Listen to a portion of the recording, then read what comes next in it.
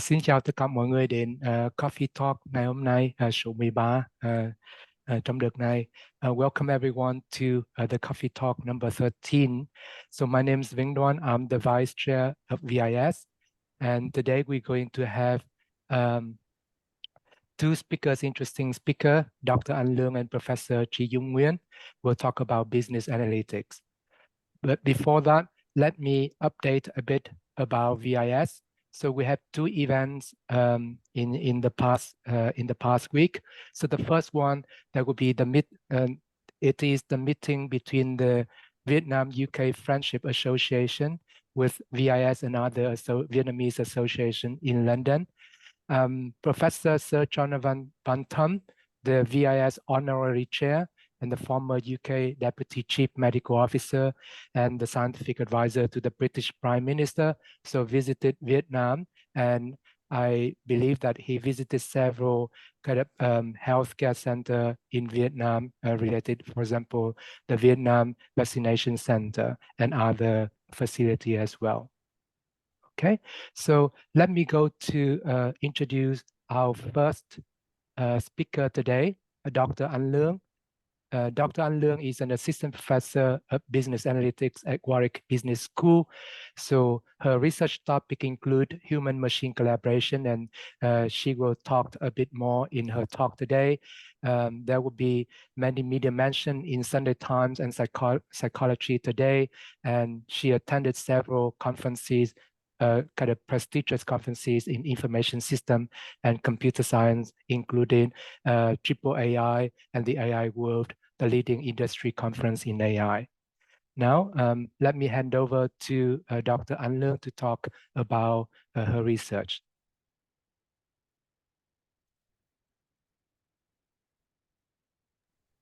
Thank you, Vinh. Please wait for me for a few seconds.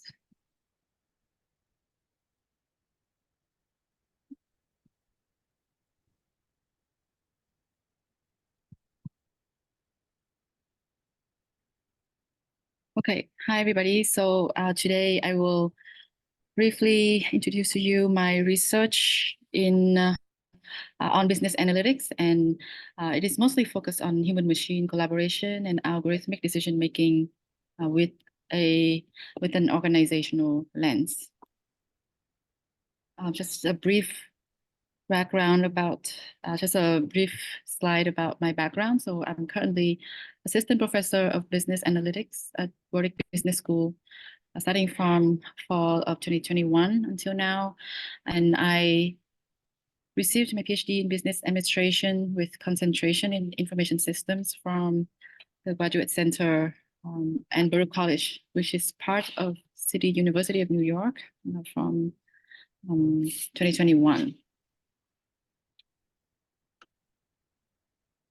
And this is just a brief illustration of how my different research papers and streams fit into a wider picture. So my research is motivated by my longtime interests in three topics. First is artificial intelligence. Second one is decision-making. And the third one is collaboration. So these topics are overlapping in my different research projects and papers. And as you can see, the research topics have interests and also relevance to several different fields that are related, such as computer science or analytics, management science, information systems, and organization science.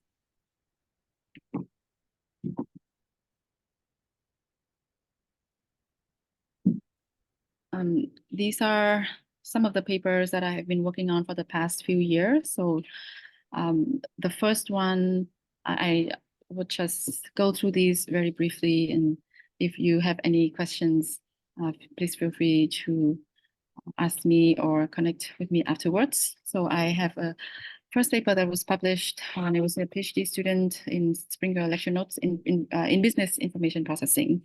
And this paper examines different types of information provision and visualization. So different levels of visualization, for example, text, table, graph, and the amount of information provided to decision makers and how that impacts group or collaborative decision making. The second paper that was published recently examines algorithms in the dating app context. So this was a interesting paper to collaborate with. This one was published in the Communication Review. So this journal is more focused on social studies issues and communication studies.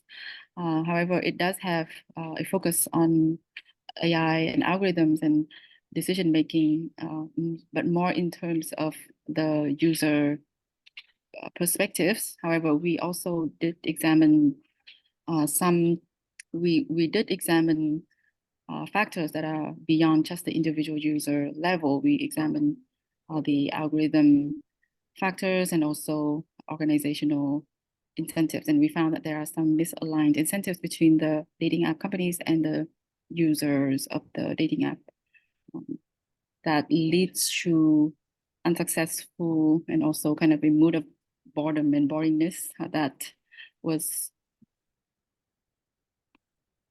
motivating some counterproductive, let's say, behaviors in these apps. So this was an interesting paper to collaborate and to write. Besides these two published papers, I've been working with my co-authors on 3 more papers, also focused on human-machine collaboration within organizational perspectives. And the first one that I've been working on is now the focus of the paper has shifted to fostering effective and sustainable human-machine collaboration. And we examined specifically the roles of AI capabilities and incentives. And the fourth paper, which is the one that I will go a bit more in detail today, is human-machine collaboration in organizational decision-making. So the topic is still pretty much the same.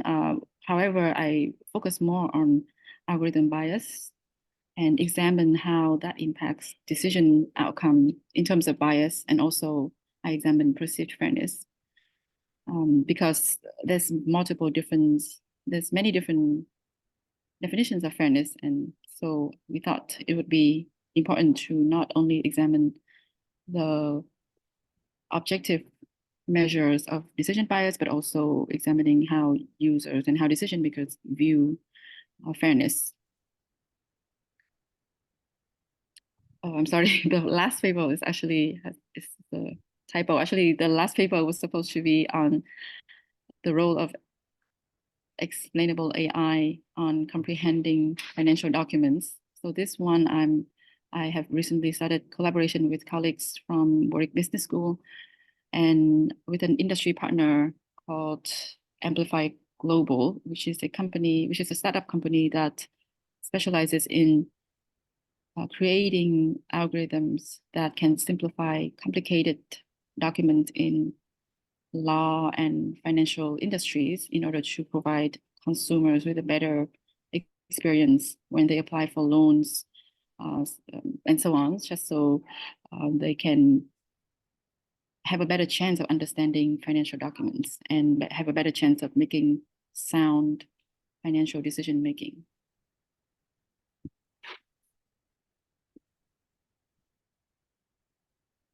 Okay, so now I will go into a bit more details of one of my papers in my research.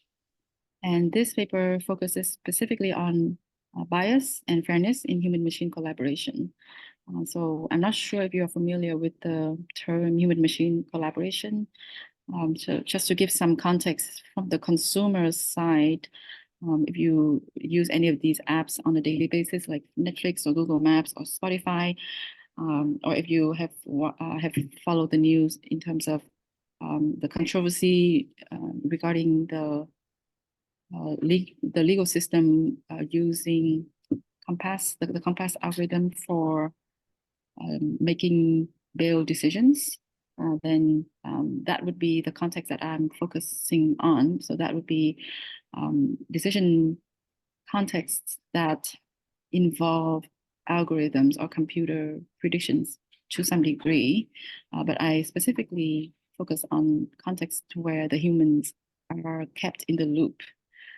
And that is described mainly by the terms human-machine collaboration.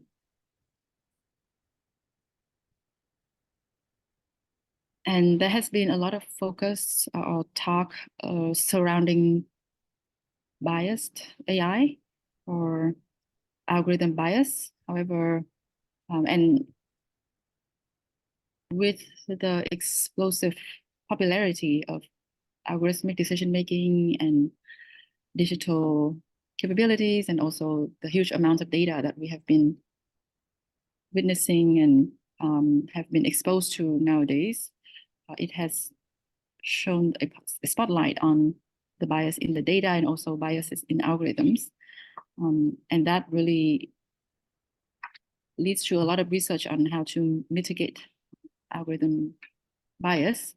However, in terms of human-machine collaboration, we think that the focus should also be on how humans have inherent bias as well, and whether or not that will interact in a positive or negative way when humans' cognition and decision making are combined with machine decision making.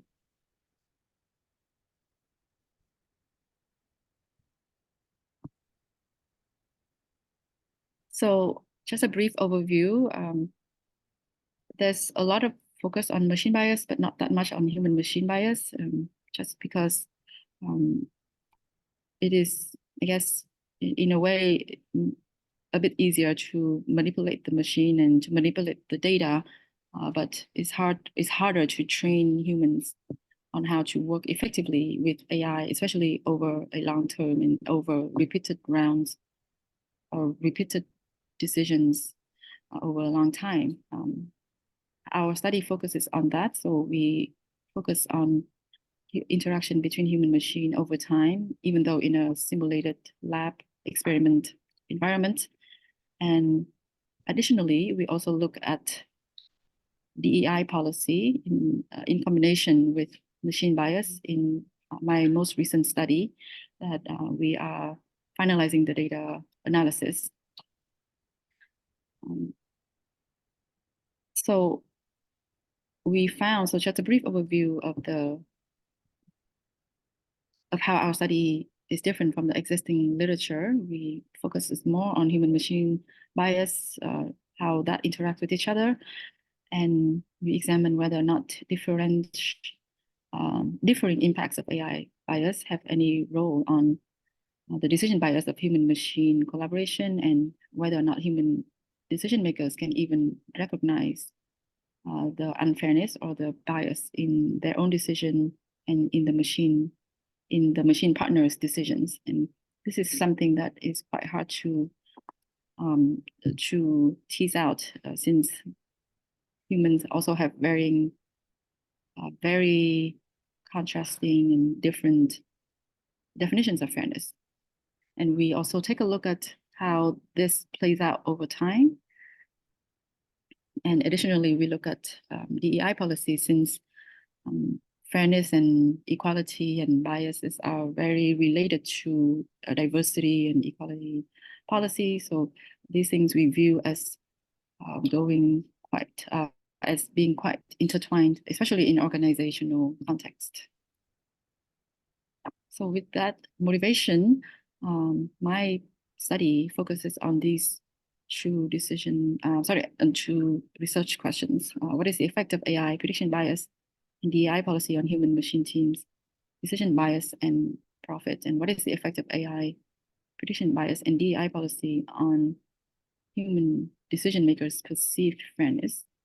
So the reason for examining both decision bias and organizational profit is because firms or organizations, especially, essentially they care about profit, but they also care about their reputation. So it's important to examine both the decision outcomes in terms of bias and also in terms of whether or not it actually gives them some benefit to even care about this in the long run. since if they don't have enough profit, they probably will not survive to even care about this.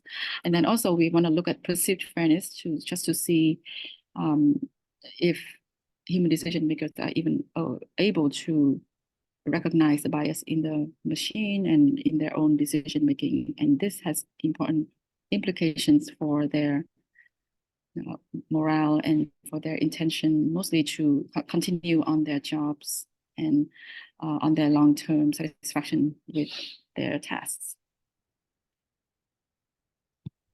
So in this study, we employ a randomized control experiment because we want to increase the internal validity of the research, and we want to more robustly infer the causal effect. So we employ randomized control experiment in the lab. We also combine this with a randomized control experiment using online data. Online participants. And in this experiment, we give the participants a business task that is standard, that is common or very typical of a complex business decision-making process in organizations. And to construct the task, we use a real-world historic large-scale data set from Lending Club to ask the participant to review 100 consumer loan applications to either approve or reject. And we manipulated AI prediction bias with 2 levels, high and low. So in the high, we have bias present in the predictions, and in the low, we have no bias at all, meaning the AI is a completely fair or unbiased algorithm. And in this study, we manipulated another factor, which is DEI policy, in terms of having a DEI policy and having no DEI policy. And we asked the participant to complete the task in 10 repeated but distinct rounds, so that in total, in each round, they completed 10 loan application review, and for over 10 rounds, they completed in total 100 consumer loan applications review. So our findings, we have a few primary findings. So as expected, participants working with unbiased AI perform better in terms of decision bias compared to participants working with biased AI. However, there's a catch that actually people working with a completely unbiased AI, they still make biased decisions. So that's something that we need to be aware of, that even when we completely remove the bias from the algorithm, the decisions are still unbiased to some degree. Another interesting finding is that the participants or the decision makers, which I abbreviated using DNs here, when they worked with biased AI, they actually improved more in terms of making less biased decisions over time compared to the people working with the biased AI. So this means that they actually are able to adapt to bias predictions and able to improve. And this is quite a promising news, that even though when people work with biased algorithm, this might sound like a bad scenario, but actually if you look at this over a longer term and taking into account repeated exposures, then human decision makers are shown in our study that they are able to overcome the bias to a reasonable degree. So this is quite a promising and optimistic finding. And actually, over time, they outperform the biased AI to improve their organizational profit and reduce decision bias.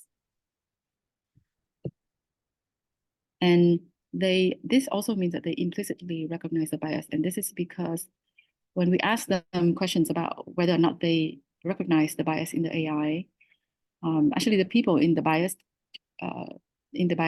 treatment answer basically the same as the people working with the unbiased AI. So basically, it means that they cannot explicitly recognize the bias. But on a bright side, they were able to implicitly recognize the bias because they were able to improve and overcome the bias to a considerable extent.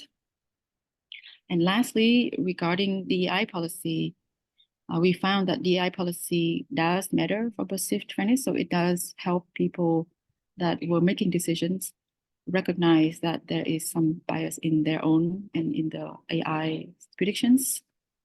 However, it does not really matter. It does not make a difference for decision outcomes. So this is also another interesting finding that we want to consider on the balance with the other findings, that if we want to if we want to improve both perceived fairness and also actual decision outcomes in terms of bias, then our findings suggest that we need both.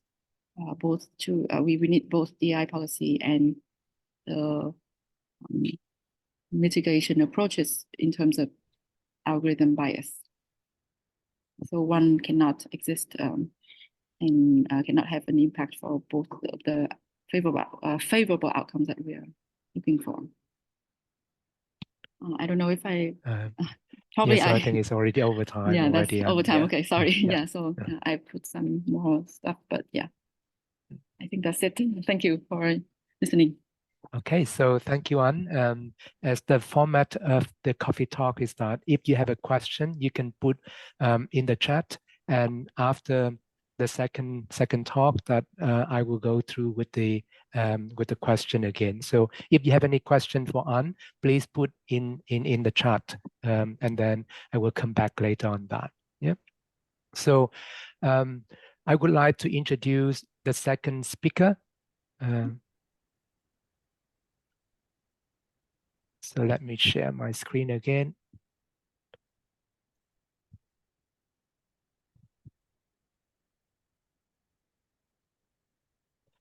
So the second speaker is Professor Tri-Dung Nguyen. So he's a professor in business analytics at Kent Business School. He had a PhD in operation research at MIT in 2009, and then worked in UIUC and also Southampton University. He received an EPSRC fellowship in operation research. And then he worked in some financial firms, including Credit Suisse and Fidelity, an IT firm as well, Fujitsu Siemens. And I hand over to Dung to talk about sport analytics. Thank you. Cảm ơn Vinh. Cảm ơn hội VIS đã tổ chức buổi nói chuyện. Thì mình chia sẻ slide.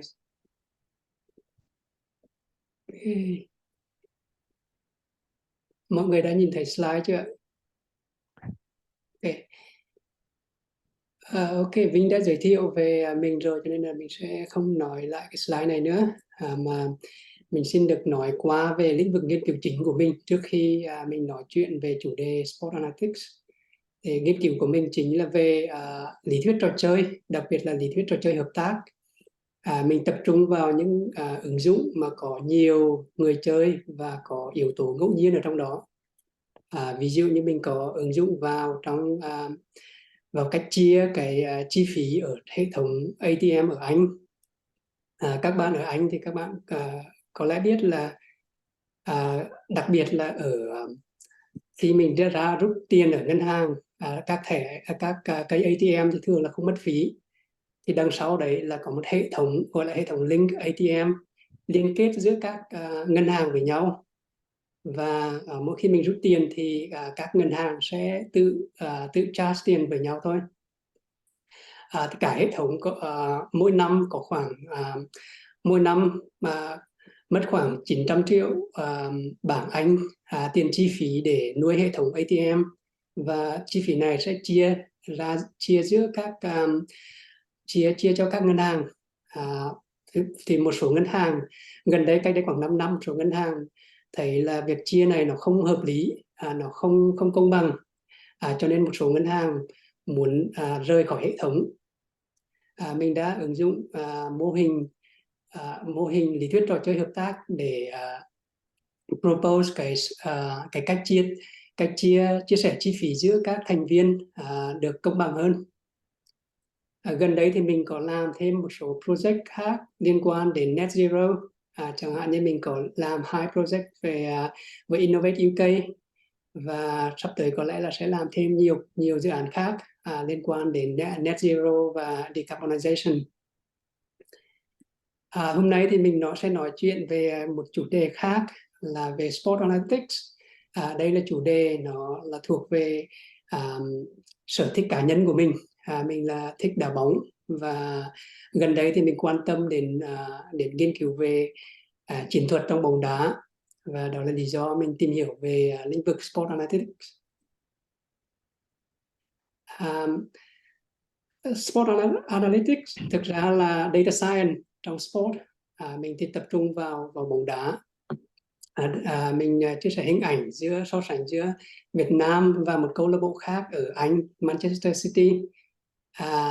Thì sử dụng Sport Analytics sẽ có thể cung cấp cho huấn luyện viên và các cầu thủ có thêm nhiều công cụ để hiểu thêm về trận đấu, hiểu thêm về đối thủ, hiểu thêm về chiến thuật, hiểu thêm về con người, và có thể chuẩn bị các trận đấu được tốt hơn.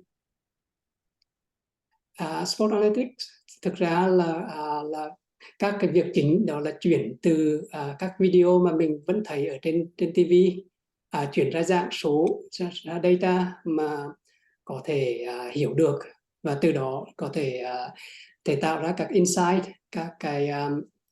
tạo ra insight cho huấn luyện viên và cầu thủ. Thì cũng như các cái dự án về data science, thì một phần quan trọng đó là việc thu thập số liệu. Hiện giờ thì việc thu thập số liệu là rất là labor incentive, rất là tốn rất nhiều nguồn nhân lực con người. Ví dụ như một trận đấu trên màn hình đang diễn ra thì có một vài người sẽ theo dõi từng chi tiết nhỏ trên sân và ghi chép lại, dùng các cái keyboard đặc biệt để ghi chép lại vị trí từng cầu thủ từng sự kiện. Thì việc làm này nó rất là tốn nhiều thời gian, chi phí, và nó cũng cũng có thể có nhiều cái sai sót. Thì giải pháp gần đây mà một số công ty startup làm đó là sử dụng AI, computer vision, để tái tạo lại hình ảnh 3 chiều trên sân, từ đó để biết được là các cầu thủ đang đứng ở vị trí nào, tọa độ nào trên sân, và biết được cự ly, đội hình, team formation của từng đội, và từ đó có thể phân tích được đưa ra nhiều insight.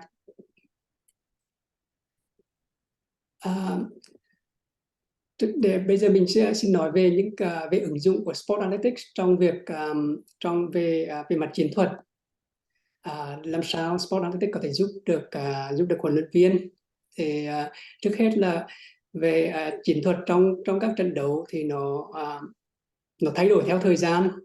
Từ thời điểm ban đầu bóng đá, các đội đá với đội hình 1-1-8, tức là có đến 8 tiền đạo. Dần dần nó thay đổi, dần sang sơ đồ 4-4-2, phòng ngự kiểu Ý, và các sơ đồ khác như 3-5-2 hay 5-3-2, hoặc là sơ đồ linh hoạt, kể cả trong từng trận đấu có thể chuyển từ sơ đồ này sang sơ đồ khác. Thì sơ đồ chiến thuật nó thay đổi cũng do là cái luật chơi nó thay đổi. Chẳng hạn như luật chơi từ năm 2019 là khi thủ môn phát bóng lên, các cầu thủ đối phương không được vào trong vòng cấm.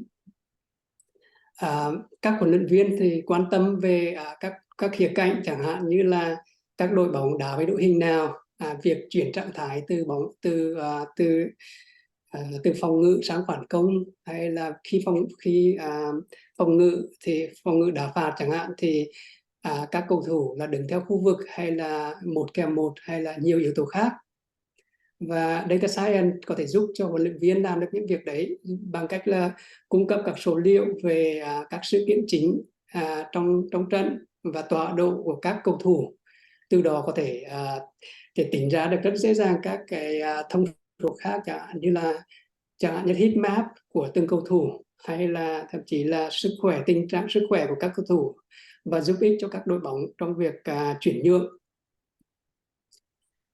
Bây giờ mình xin giới thiệu về ứng dụng một cái case study trong trận đấu giữa Leipzig và Bayern Munich. Và từ đó thì mình sẽ giới thiệu các cái công nghệ đằng sau Sport Analytics. Thì trong trận đấu này thì Bayern Munich đá với đội hình 4-2-3-1, còn Leipzig đá với đội hình 5-2-3, và cũng có thể chuyển thành 3-4-3. Đây là một tình huống mà Leipzig đang triển khai bóng lên. Trong trường hợp này Leipzig bình thường đá với 3 trung vệ, nhưng trong trường hợp này là có 2 trung vệ đứng về gần với thủ môn để cùng phát triển bóng lên, còn một trung vệ còn lại thì đá như là một tiền vệ để phân phối bóng, để chuyển bóng lên tuyến trên. Bayern Munich thì phần lớn thời gian là dominate cái trận đấu, nhưng về cuối trận khi mà Bayern Munich đang dẫn thì Leipzig phải tấn công và ép sân. Trong trường hợp này là việc phát triển bóng lên của Bayern Munich nó cũng tương tự, chỉ có khác là có thủ môn là chơi đá bằng chân rất là giỏi, cho nên là đá giống như một cầu thủ, như là một cầu thủ bình thường cùng tham gia phát triển bóng. Vì thế cho nên Bayern Munich nó dominate về mặt quân số. Bây giờ mình xin nói về công nghệ, để làm sao để mình có được những cái thông số đấy. Mỗi cái video là 90 phút, thậm chí có những video nó dài hơn. Để phân tích từng chi tiết nhỏ như vậy sẽ là tốn rất nhiều thời gian. Cho nên là Sport Analytics là sử dụng AI thì mình có thể thu thập số liệu được một cách tự động, và từ đó có thể cho ra được những thông số kỹ thuật để giúp cho huấn luyện viên trong việc phát triển trong việc tìm ra chiến thuật hợp lý và trong training. Thì cái công cụ chính là sử dụng computer vision và AI.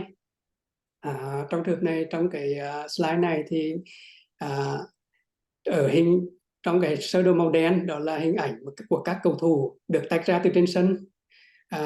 Hiện giờ AI nó đã phát triển rất là nhanh, và việc tách từng cầu thủ ra khỏi sân như thế này nó rất đơn giản. Các bạn có thể nhìn thấy được thậm chí từng chân hay tay của các cầu thủ. Đây là về object detection. Một phần quan trọng khác nữa trong Sport Analytics là phải biết được tọa độ của từng cầu thủ trên sân, dựa vào các vạch vôi màu trắng ở trên sân để nhận ra được là để dùng sau đó dùng các công thức toán để tìm ra được tọa độ từng cầu thủ trên sân. Từ đó có thể biết được là các khoảng cách giữa các cầu thủ, hay là các cầu thủ đá với sơ đồ đội hình như thế nào. Việc nhận dạng các cầu thủ thì nó cũng gặp nhiều thách thức, chẳng hạn như là trong các tình huống đá phạt như phạt góc hay là đá phạt thì các cầu thủ thường là đứng gần nhau, cho nên nhiều cầu thủ bị che khuất. Ví dụ như trong cái hình ảnh này là một số cầu thủ bị che khuất, và các cầu thủ thường là hình ảnh trên màn hình rất là nhỏ, hầu như là rất khó để nhận ra số áo của từng cầu thủ. Vì vậy việc nhận dạng và biết được các cầu thủ, identity của từng cầu thủ là vấn đề tương đối là khó. Trong cái ví dụ này thì các bạn vẫn nhìn thấy được cái màn hình bên phải là số áo của các cầu thủ cũng có thể được nhận ra. Đây là một hình ảnh được lấy ra từ phân tích từ một trận đấu ở Việt Nam, trận đấu giữa Sông Lam, Nghệ An và Hà Nội.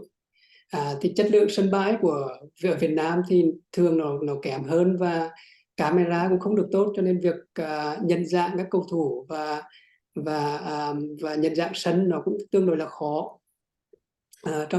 Trong trường này thì các bạn nhìn thấy trên màn hình trên phải thấy được góc quay của camera có thể được tái tạo lại, thậm chí vị trí của camera đang đứng ở vị trí nào, góc quay và góc quay của camera cũng có thể được tái tạo lại.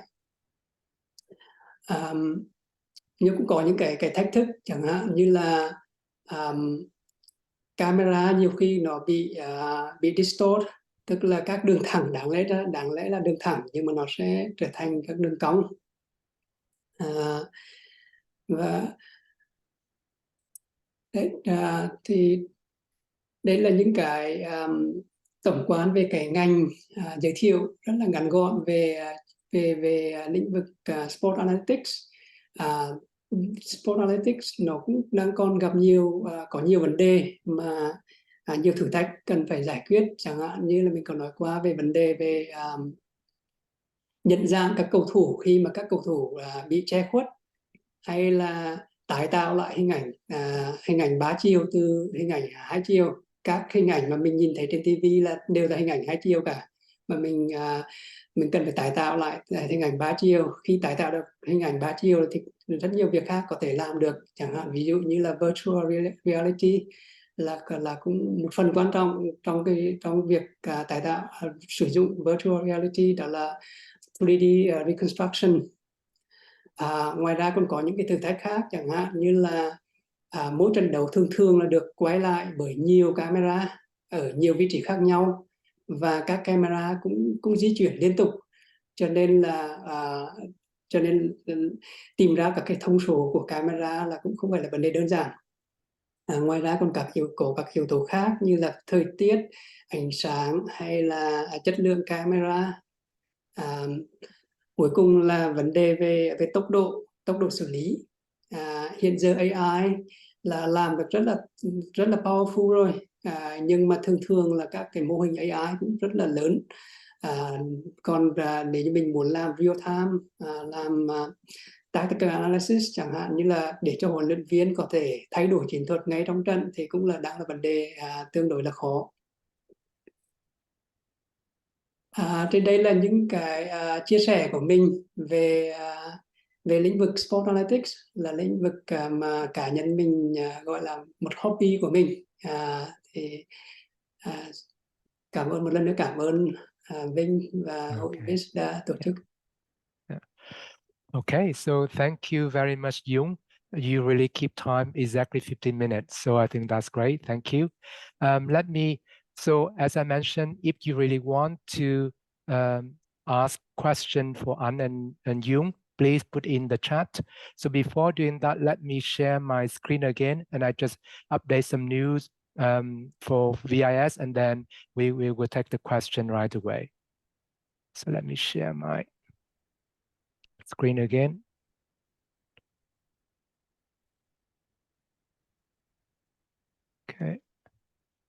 Okay, so there are just two news that I want to share with you. So the first thing is there is a funding call from UKII, from Ai-len Fund. So this one is really about acceleration of clean energy transition in developing countries, and the focus could be innovative clean energy technologies and business models. So this should be an interdisciplinary kind of call. The open date for this call would be 8th of January in 2024. So the second news that I would like to mention here is that VIS, we have annual general meeting, and location for this year or next year would be University of Cambridge, and the tentative date would be February 18 of 2024. Yeah, so I would encourage everyone in VIS to attend the general meeting. Yeah. So now let me get back to the chat to see any questions. So I think there are already two questions for An, but let me pick one. And can you comment on Nguyen's comment about theory? Or Nguyen, do you want to ask that question to An? Yeah. Maybe we create a little bit more connected, like more rapport when we actually talk directly. And so Really appreciate your presentation. I think that you sit on super interesting topic, especially the connection between machine learning and the kind of human-based decision making. And this thing is also, I have been really concerned a lot because I'm working on within the area of organization studies, and there's a lot of things in the building organization capability, decision making. We're facing a lot with about it rationality with intuitive decision making, or like when you respond to fast changing environment, or recently we respond to ambiguities or like all uncertainty, how you actually make a decision. And there's a lot of discussion on how you can combine the machine learning. And now I understand that you come very much from the machine learning side and trying to see that like how this bias situation would actually create a different decision making. But I'm just wondering that if you would you actually think toward this kind of like a complementary model, so we can optimize both sides of it, because machine learning definitely have a certain advantage. We can mitigate the disadvantage of the human-based one. On the other side, the human kind of based decision making can mitigate the other side, because it have this kind of rationality and a kind of selection mechanism. So I don't know whether it's a kind of complementary model simultaneously or it's sequential. So maybe the machine learning will make decision first, and then the human will like select it. How do you say, validate it afterwards. So have you ever thought of that? And I would like you to see your view. Thank you. Yeah, so actually we have been using as a reference theory to explain this. We use a theory from economics literature. It's rational choice theory. So it's a pretty classical theory in terms of how human decision makers, they respond to incentives in terms of, in this case, it would be financial incentives. And if we give them continual repeated feedback in terms of performance and how much they are paid accordingly based on their decisions and their performance, then we actually found that, as I mentioned briefly in my preview of findings, is that people that worked with a biased AI, they were able to improve and overcome the AI bias, because we think that they're responding personally to the incentive mechanism and to the feedback mechanism helped them not really explicitly recognize it, but implicitly overcome and recognize the bias. So that's the reference theory that we have been using. But it's interesting what you have mentioned also, that there could be some other theories that specifically talk more about how human cognition can complement AI capabilities in terms of this specific biased decision. Yeah. Conceptualize it, become a model. I understand that you actually point out this context or situation where the disadvantage or drawback of the AI can be mitigated by this. But if we can conceptualize it in a model where we can apply in the uncertainty, and I think making decision in uncertainty and ambiguity is actually very big things, especially nowadays when we have all the technology. So all the companies suddenly, facing, and you did mention on Netflix as well. We know very well the story of Blockbuster. When the digitalization came about and Netflix proposed them to buy off, and they just refused it because they didn't see the technological trends coming out. So decision making in the uncertainty is really a big issue in technological adaptation. And I think if we can combine, it would be really great. But I mean, I don't want to take too much time. We can actually talk about this offline. Yeah, so I think that's great. Yes. That's great, Nguyen. Is decision making under uncertainty is also in my field, and I think it's a big field. Yeah, but I guess that in terms of timing, even though I have a question for Yung, but I guess it's already going to 1 p.m. So I don't want really to take everybody time. I can talk with Yung later on. And if anyone have any question for An and Yung, please just continue to follow up with them. I think the details should be easy to find on the internet. Yeah. So to conclude this one, I would like to thank you both An and Yung for giving the talk. And from the Coffee Talk series, we have just starting from in January, and would like to wish everyone a happy holidays. And then that will be conclude the series talk for this year. So thank you, everyone. Yes. Yeah, I mean, before you go, because you did mention about this current clean energy project, which actually called for interdiscipline. I'm super interested in the business how to transit to clean energy. So I don't know where is the like outlet where we can actually kind of discuss about the potential collaborations or something. Maybe we can put Yeah, chat we can follow that up later here. Yeah. All right. Okay, so thank you everyone for attending this kind of the last coffee talk of the year, and happy holidays again to everyone. Thank you, everyone. Very much. Bye. Hi, everybody. Okay, then thank you. Bye. Bye.